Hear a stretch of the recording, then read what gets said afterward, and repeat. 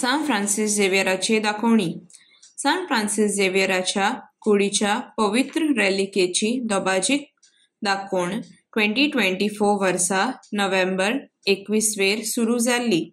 ती 40 आनी 5 दीस चल्ली आनी जानेराच्या 5 2025 सोंपली. सुमार 250 लाख लोकांन हे रेलिकेचो उमो घेतलो. कसलोच वेगळोचार नासतना सगळ्या धर्माचो लोक रेलिकेचे दाखोवणेक आयिल्लो. सगळे शांतीन आनी भक्तीन जाल्ले.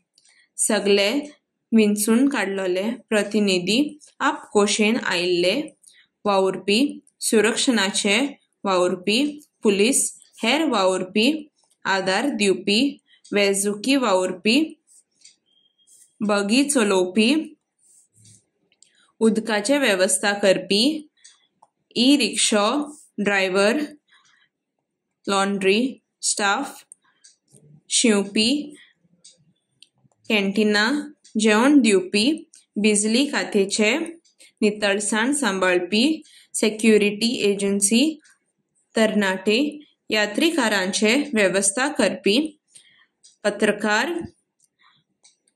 डायोसिजन केंद्राचे वावुरपी, पाद्री माद्री हाणें सगळ्यांनी रेलिकेच्या दाखोवणेंत आदार दिल्लो.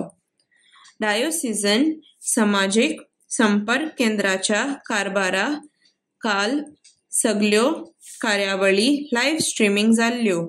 पोरगोटनार नांवाचो ऑपेरा सगळ्या गांवांत माचयेर हाडलो.